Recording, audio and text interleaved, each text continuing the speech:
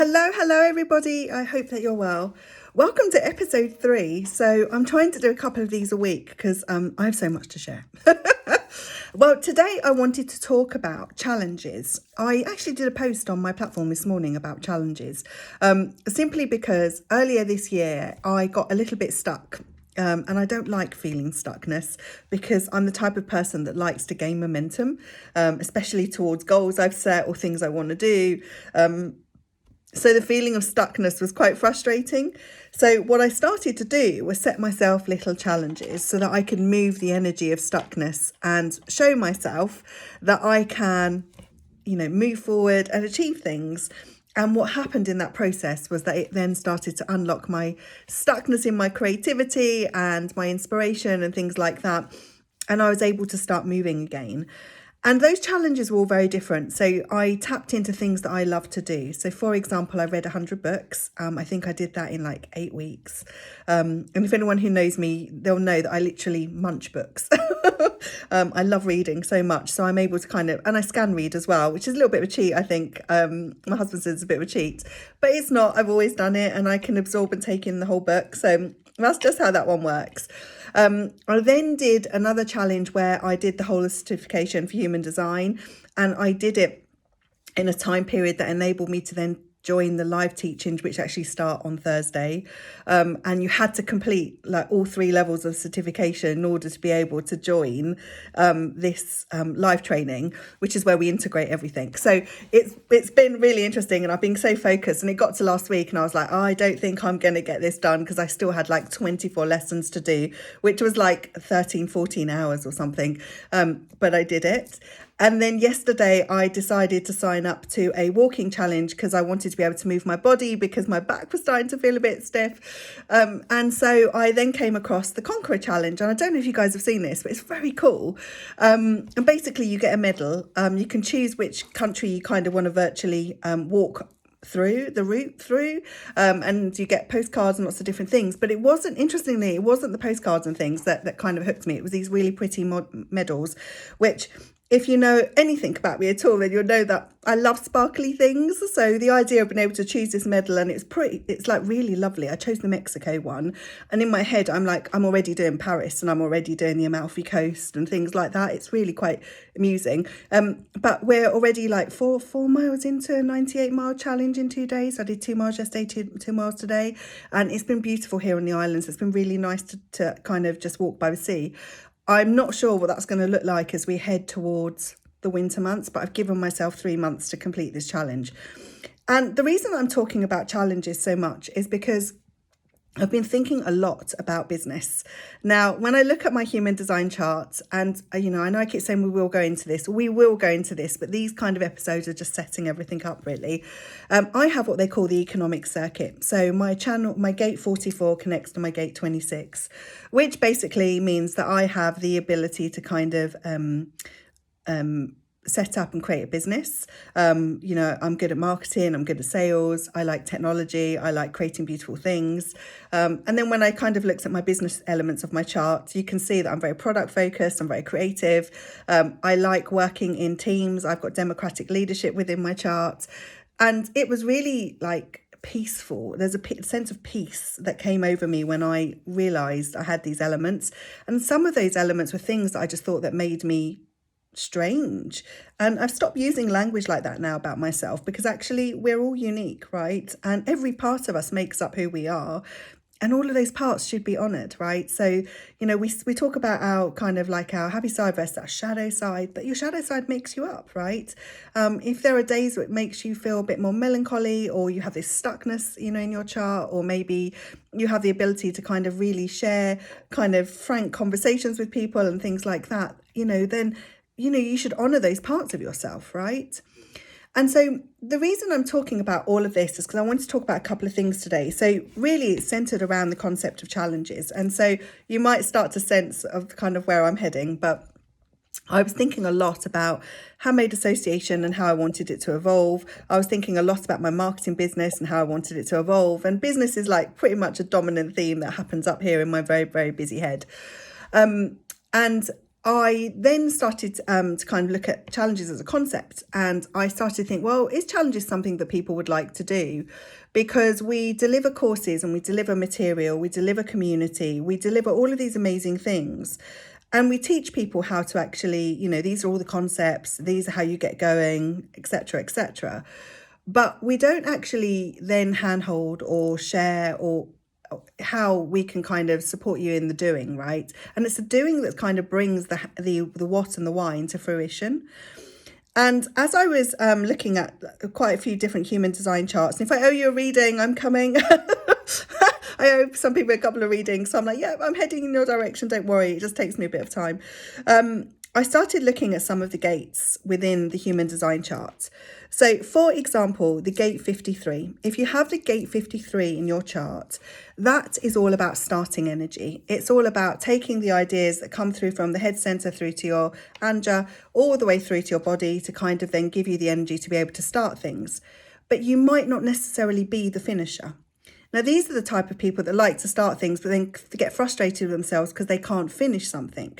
So if you're doing something like a challenge, you're all there, you're ready, you're prepped, you're going to get yourself organized, hopefully, to get started with the challenge. And then halfway through, you might go, I don't feel like I want to finish this, right? And if you look at your energy type, so remember there's 5 types in human design, you might, for example, be a projector, and a projector needs downtime to be able to rest. They need cycles of rest.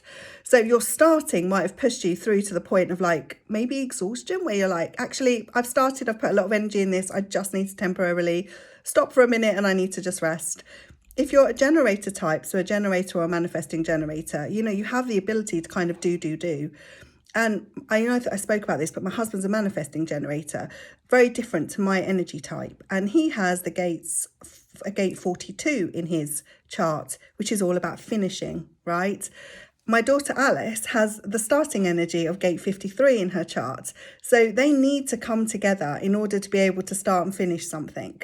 So it's really quite interesting when you look at the energetics of how they behave and how, the things that light them up, that actually, we could all start a challenge, right? But the way that we approach a challenge might be very different. And that applies to all of us. For some people, they may have the gate 46, and that's all about kind of hard work, right? Ploughing forward, because it's connected to the sacral, which is all about your workforce energy, right? So it's about ploughing forward and getting this done. But again, if you're a generator type, then you'll have the energy to be able to do that because you've got a defined sacral, because you're able to consistently hold that kind of workforce energy. But if you're a projector or a reflector or even a manifester, then you're going to have cycles of rest because you're not going to be able to push through. And what happens is that when we're then doing these challenges, we're seeing all of these people around us, right? And we're comparing ourselves to them. Blah, blah started and Jane over there's got going and she's miles ahead of me, when actually the phrase stay in your own lane really does apply. And it's not stay in your own lane with blinkers on, it's stay in your own lane with an understanding of what lights you up, what fuels you, how you work, right? And, there's also the channel 29 and 46. The gate 29 is all about commitment, and I actually have the gate 29 in my chart. So it's all about committing to an idea. You're going to go, right? But I'm a projector. So my energy type means that I can go, but I need to have cycles of rest. However, I don't have channel 46, which is all about bringing that go into fruition and making sure that it's successful so that it gets completed and finished. So my energy types are always looking. If it's the right idea for me and something that's really going to light me up and I want to commit to and do, then, the universe is kind of like searching for somebody to match me with.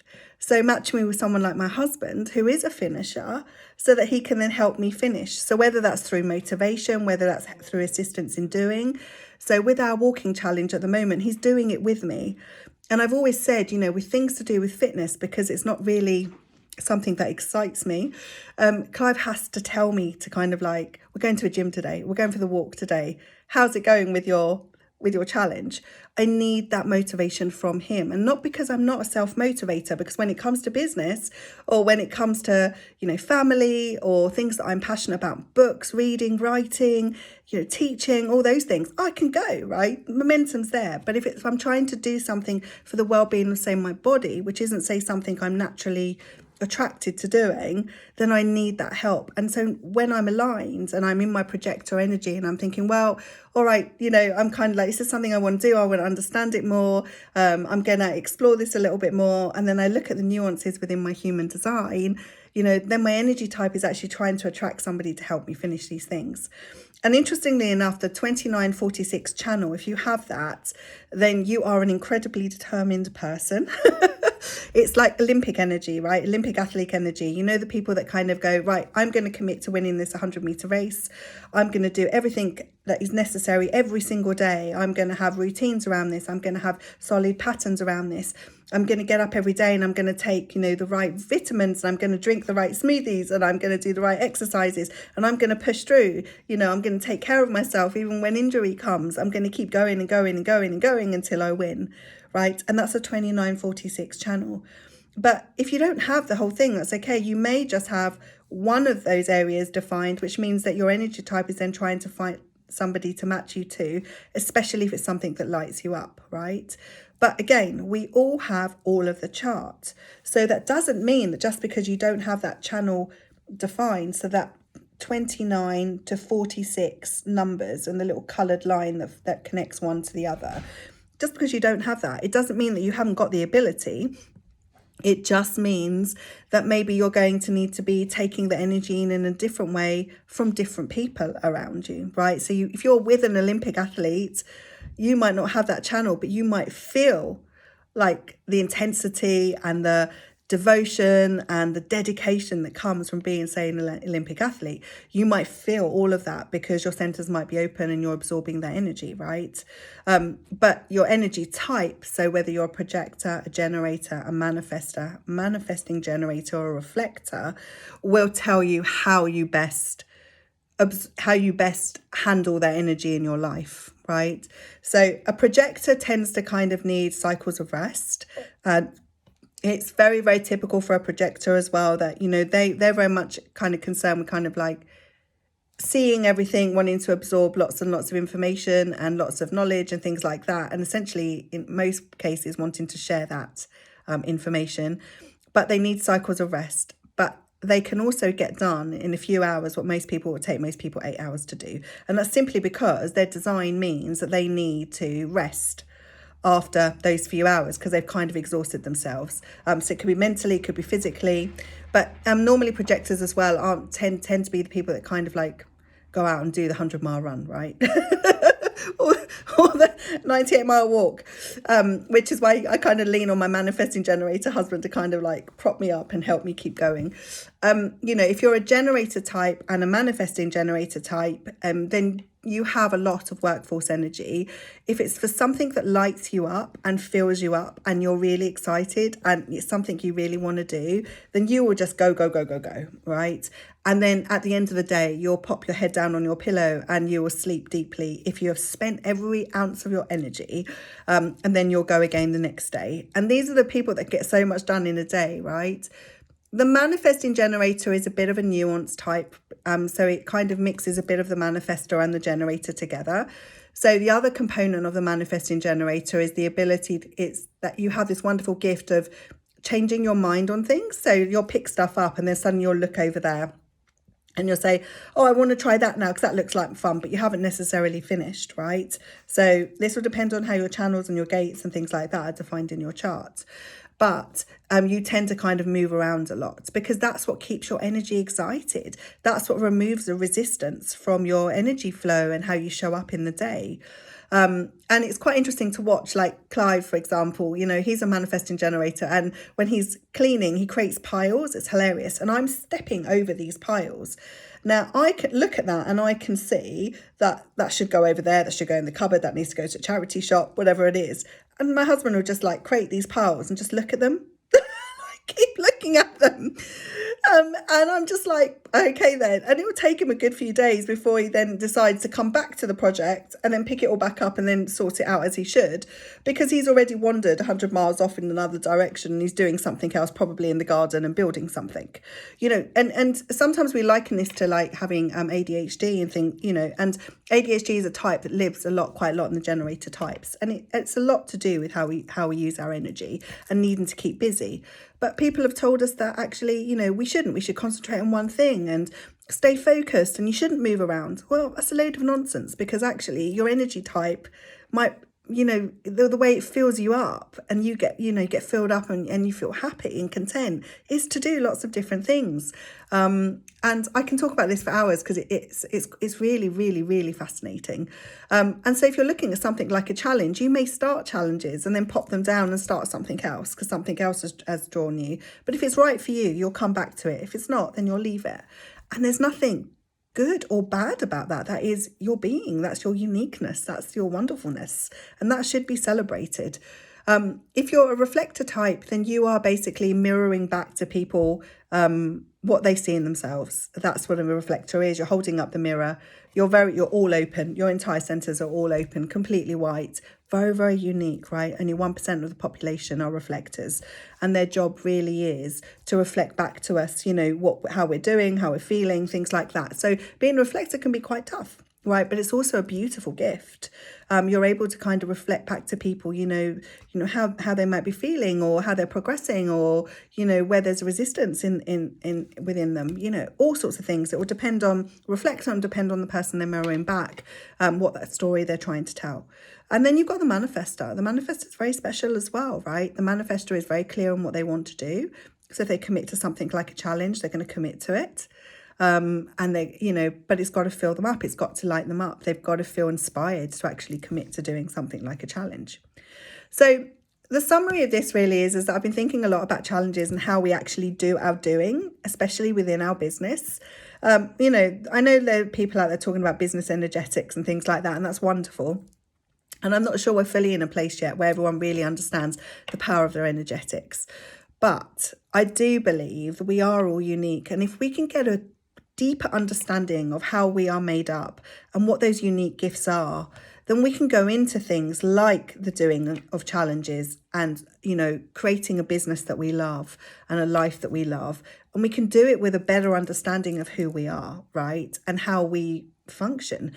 And, nobody should force us to be somebody that we are not. And I do think that partly this is what the gift of age gives us as well, is that as we get older, we kind of we end up having had so many experiences, we learn very quickly the experiences that benefit us and the ones that don't. But I think underpinning all of that, it's not just about the experience, it's also the energy, right? Alice, for example, she has really interesting gates in her channel, in her human design, really interesting channels. And for her, she will, for example, experience things, and she needs to do that through her own personal relationships and the things that she loves to do. But if she picks something up and she does it and then thinks, no, that took too long, or no, that wasn't a really good way of me spending my energy, she'll pop it back down and probably won't look at it again. And it happened this weekend. We were doing a Halloween, pictures and things. We just got some craft, we were doing some craft. And I said to her, oh, this is really exciting. And she'd already done it. So very, very typical of my daughter to kind of pick it up and go because she felt inspired to do it. It lit her up. When she did it, she then came to me and said to me, no, it took too long. It didn't have all the right tools. It was a bit fiddly. There wasn't enough stickers and things. No, that wasn't worth it. And she'd already made that decision, right? And she also has what they call the judgment channel within her design, which means that she is able to see the efficiency in things. So to her, that wasn't efficient. So I said to her, well, do you want to do the other two with me? And she went, no, I don't want to. I've done that. Yeah, no, I'm not going to spend my energy doing that. I'm going to go do something else. Right? It's a very typical way of kind of that showing up. And I think before human design, I probably would have looked at her and gone, well, why are you putting it down? Oh, right. And maybe even got a little bit frustrated or taken it a bit personally, because being the sensitive soul that I am, kind of thought, well, I bought these so we can spend time together. Whereas now I'm much more accepting of that and having that kind of information and that more detailed understanding of her makeup, that I'm kind of able to go, well, that's okay. She's kind of telling me that's not the best way to spend her energy.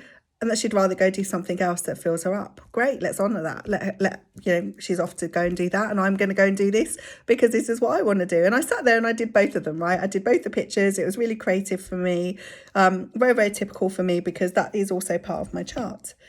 So human design is, it's magical. It's in its purest form. It gives you the outline of your energetics and your makeup. And I think when I first saw it, it brought me a lot of peace, right? Not only in the knowingness of myself, but in the parts that I questioned about myself. And I'm just so excited to be able to share this with you. And I'm really excited about all the things that are hopefully going to come, because I'm a starter and I need you guys to help me with the finishing. And so, yeah, it's going to be really, really interesting just to see how everything evolves and how it all unfolds. There are a lot of human design teachers talking about the whole consciousness, right? The bigger picture and everything. I am going to focus on that at some point, but not at the moment. I think at the moment, you need to understand, it's good to understand who you are, right? And to celebrate your uniqueness and identify your gifts and, all of it, even the shadow side, to really fully understand where that may have come from. And when you're able to do that, you can then put that energy into your life, your family, your friends, your business, things like that, And then if you're interested, so where are my projectors? Possibly my manifestors. You may want to then work out how that fits into the bigger picture. And we can also talk about that. But I hope you enjoy the episode. If you do, please do share it. Thank you to everyone who's been watching. It's been really nice to see everyone watching the episode. So thank you for that. I appreciate it. And as always, if you've got any comments, please pop them below.